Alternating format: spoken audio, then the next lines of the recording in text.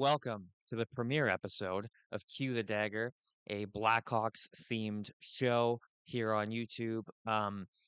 Obviously, if you've watched some of my past content on the channel, it was more shorter form content, but this is kind of what I've been meaning to do is the more long form um, podcast style uh, videos and discussions, maybe just longer form conversations about the Blackhawks. This is kind of what I've been wanting to do. So this is the first episode of it. This is the premiere episode. I'm going to be aiming for 3 times a week, ideally Monday, Wednesday, Friday, to discuss what's going on with the Blackhawks. Although my work schedule is a little sporadic, so it might not be consistent Monday, Wednesday, Friday, but it should be pretty close to that. Um, what I would like to go over in this episode is the Hawks taking on the Nashville Predators tomorrow night on Friday, the past game the other night against Minnesota, uh, Andre Burakovsky, and some more individual performances. Let's start with the Minnesota game the other night. That was on Wednesday night. Um, Obviously, the Hawks were coming into that game having lost 3 straight, looking to get back into the win column against Minnesota. It's a team that, you're directly competing for a playoff spot with. They're a divisional opponent. They're one of the hottest teams in November. I believe they're after the win, they're what, 8-1-1 in November or something, or 9-1-1. So they're right up there with Colorado, who's, only got one loss on the year, not just November. So you play a shit game against Buffalo, and then you respond back with two of their best games of the year against Colorado and Minnesota, the two hottest teams in November. Um, so I thought it was a good response. I really liked how the Blackhawks responded after that Buffalo game. Obviously, you want 2 points against Colorado. After that first period, you got to score. Ryan Green could have had 4 goals. You got to score in that first period. You kind of got goal leads, but you outplayed the best team in the NHL for 60 minutes. I mean, the response doesn't get much better than that, and it's just really unfortunate that they couldn't get 2 points. And it's such a similar story with the Minnesota game. You have again one of the hottest teams in the NHL coming into your building, a divisional opponent, and you outplay them for 60 minutes, and you just can't win it. Um, and I think a big part of it, you go back to the Seattle game too. It's like a big learning for this team is learning how to hold leads. You're up 2-0 against Seattle. You're up 2-0 the other night against Minnesota, and you just can't hold the lead. The Hawks seem to allow they got to be near the top of the league in goals allowed in the final minute and a half of a period. I mean, they just keep doing that, and it's biting them. And I don't know what it is, why they can't hold a lead. Maybe they get nervous. Maybe it. I mean, it's just. I guess it's just something young teams do. I mean, you see it all the time with young teams. They can't close out games. It seems to be the last thing teams learn is how to close out games. But I thought they outplayed the Wild for pretty much for 60 minutes. I mean, I was in my car for the second period. I was working that night, so I watched the first period at home, drove to work during the second period, but I had the audio on, and then I watched the third period at work. I was lucky enough to be able to do that. Um, so, I of course watched the condensed highlights and I read up on kind of how the second period went, and I watched all the footage I could get my hands on, and it seems like they outplayed the Wild for a full 60. Um, and you can never blame anyone but yourself for losing a game. And for the Blackhawks, you're thinking to yourself, we can't blame anyone but ourselves for losing these hockey games. But we have to talk about the referees. I mean, I hate doing that, and I don't want to blame the referees for the Hawks losing games, but like it seems like every game there's a story with the refs. And it seems like every game, not only is there a story within the Hawks fan base, but the league talks about it. You see other fan bases on Twitter talking about these calls or these missed calls and agreeing with the Hawks got screwed. And in order for people to give the Hawks any sort of benefit of the doubt, it has to be pretty egregious because all 31 fan bases hate the Hawks. So there's definitely some issues like that. The Mikheyev call in overtime. Like so the Hawks get a power play late in the third. They could have had a 5-on-3 because of I'm forgetting if it was a trip or a hook on Bedard. Now I'm forgetting, but you could have had a penalty there. You could have had a 5-on-3, and they don't call it. You want to keep the game even. Maybe I don't know. Maybe that's too much of an advantage if you're giving the Hawks a 5-on-3, and then you go to overtime. Uh, and if you give a team a power play in overtime, you're pretty much giving them the win. I mean, a 4-on-3 in overtime, that's I don't know the stat, but I imagine it's a pretty high percent. The team on the power play wins the game and they score on that power play. And so you give the Wild a power play on a really questionable call. I mean, Jeff Blashill said, you know, straight out after the game, it's not a penalty, it's not interference. And he was right. And I appreciate his directness to the media because he's right. Um, it was a clean hit on Bedard. It was. There's no argument there. It was a clean hit by Eriksson Ek. But then the puck is bobbling in Eriksson Ek's feet. He reaches for the puck, and Mikheyev throws a hit, a clean hit. It's not interference. Jeff Blashill stated it perfectly. It's not interference. And you know, you say with the Seattle game, calling a penalty on Bedard with, was it under 2 minutes to go or just under 3 minutes to go? Um, I believe it was just under 3 minutes to go. You call a penalty, and Blashill goes, "Well, you're deciding games," and that's pretty much true. And it's even more true in overtime. You're calling a penalty in overtime, you're pretty much deciding that game. When you're calling that penalty, you're basically saying Minnesota's going to win this game. So to me, it's just like the refs need to be held accountable. And I know lots of people have said it, but the referee should have to answer to the media after games. I really think they should have to do that. Not fans. Obviously, they shouldn't have to face the fans or anything like that because obviously people can be unpredictable. But I think they should have to face the media, or at the very least, maybe put out explanations on calls after the games or something. I feel like we're owed explanations here, and we're owed some consistency, which is something that there just is not any of when it comes to officiating in the NHL. I don't want to rant about the refs for too long. I mean, I don't want to sound like a huge homer who's like, we'd be in a playoff spot. We'd have 4 more wins if it wasn't for the refs. But it really feels like it. It does. Anyway, enough about the refs. I mean, like I said, I thought the Hawks played well that game. And it's funny. I thought it was one of the better games they've played this season. I can't say the same for Spencer Knight. And here's the thing, like, and that's almost a good thing. And I'm gonna say Spencer Knight didn't have an amazing night, and I think that's a positive. And this sounds weird, but hear me out. Like everyone says the reason the Hawks are winning is because of Spencer Knight. Even Hawks fans are saying it. Spencer Knight's why we're winning.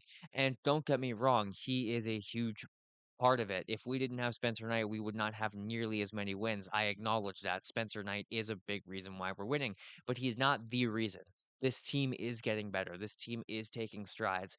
And it says a lot that you play the Minnesota Wild, you dominate the Minnesota Wild for 60 minutes, you get it to overtime. Sure, you don't come out with the win, but you dominate this team. And Spencer Knight has a subpar night. He has an 8.33 save percentage. He lets 4 in. I mean, for Spencer Knight, that's a subpar night. I mean, for any starting goalie, that's a subpar night. But Spencer Knight, gives you an 8.33 save percentage, and you're still the better team.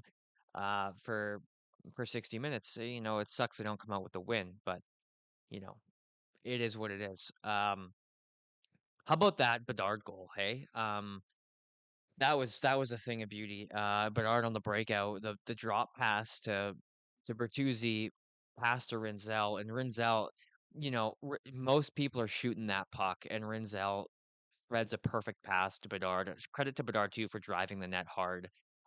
It's a beautiful goal. The pop in the UC was awesome when that went in. But beautiful goal, and credit to Sam Rinzel. Sam Rinzel, I made a video a few days ago, maybe just less than a week ago, on what the Hawks should do with Sam Rinzel. And in it, I think I was kind of leaning. I kind of think I talked myself into this guy needs some AHL time. Uh, but man, he's been pretty good ever since he got scratched. I mean, he's been getting better every game, and He had a few really good plays last night. Obviously, the assist on the Bedard goal was really good. He looks more confident. He's moving well. He's more reliable defensively now. He's getting better at that. I'd like to see him be a little more physical and use his body and kind of just stop relying on the poke and hope too much. But Rinzel's looked better, and I would like to retract my statement that he should go to the AHL. Although I still, as much as maybe I don't think he deserves to go to the AHL, I really do still think like you got Korchinski down there, you got Ethan Del Mastro down there, you got Nolan Allen down there, guys that deserve shots in the NHL.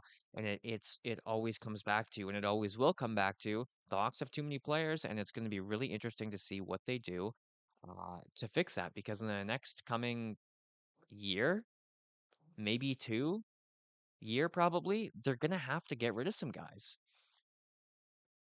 Right? I think. I mean, I would think so. You have too many guys. These guys are all going to be NHLers. I mean, it seems that way. Korchinski's going to be an NHLer. Allen is an NHLer. Del Mastro's an NHLer. You can't keep him in the AHL the whole time. You're going to have to make some moves, and you know, you obviously want to fill the gaps elsewhere in the lineup, and um, obviously they can trade those pieces to do that. Some help on the wing maybe. The Hawks are pretty deep everywhere when it comes to prospects. So there's nothing to complain about being a Hawks fan when it comes to resources and assets.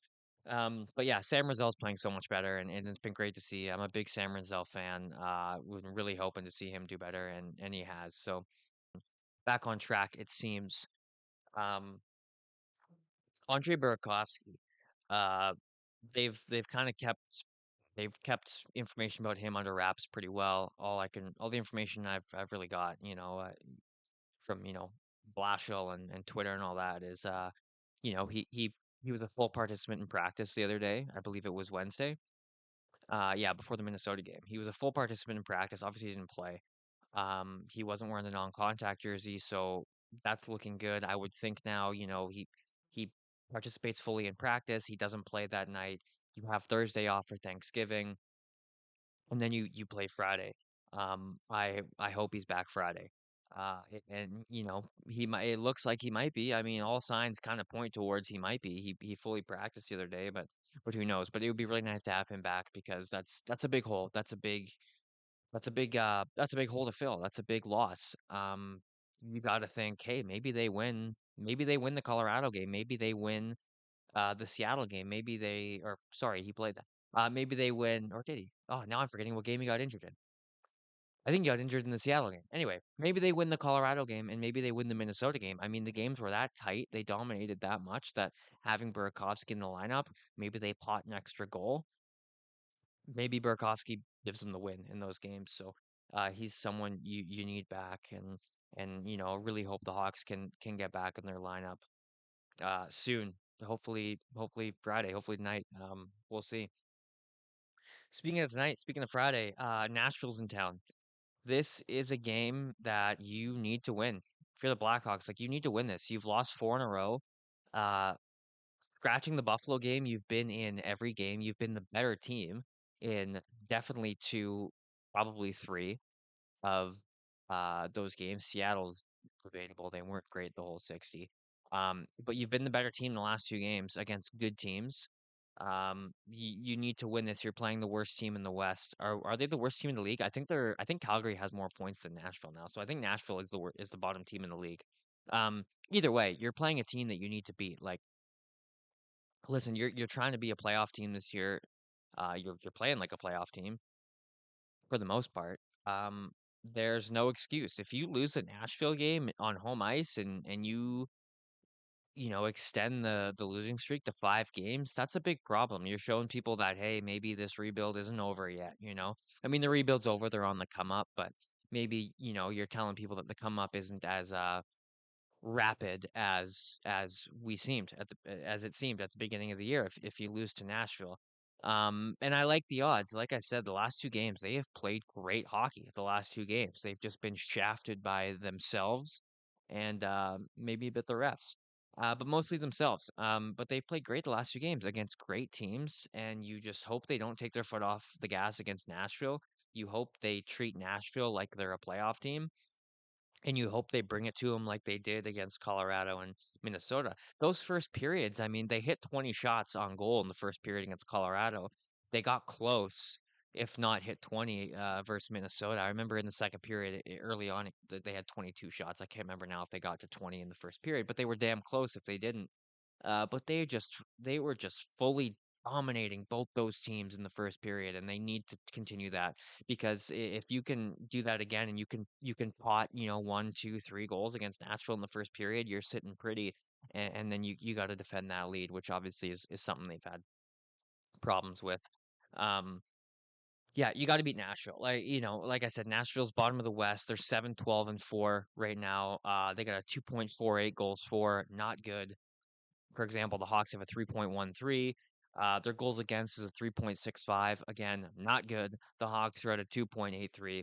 Their power play is not good. It's 16.7. The Hawks are at 22.7.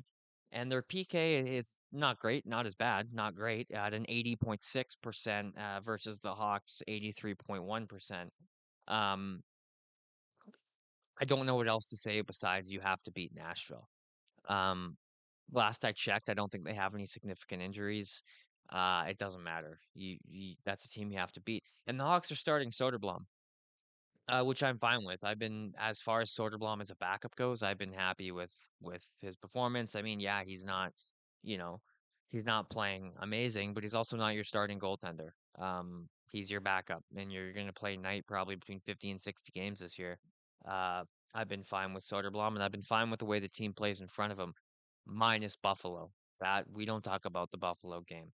Um, yeah, you got to win that game. It's a must win. I hate to say it's a must win. I don't want to say it's a must win, and I apologize if you can hear my washing machine. Um, I don't want to say it's a must win, but it kind of is. No, like it's a team you should beat. There's no reason why you shouldn't. And if you're trying to show the league that you're legit this year, there's no reason. So they got to beat Nashville. That's all for me. Let me know in the comments what you think. If you agree with me, if you disagree with me, what you thought about the last couple games, what you're hoping to see out of Nashville on Friday night. Those blackout jerseys are going to be awesome. I cannot wait to watch that. The UC is going to be blacked out. That's going to be sweet. Be sure to follow me over on X on Twitter. There's always a lot of good conversation going on over there about the Blackhawks, but hockey. It's the best way to reach me. I'm very active on there. Uh, be sure to like and subscribe, leave a comment, and I will see you on Wednesday for the next episode of Cue the Dagger.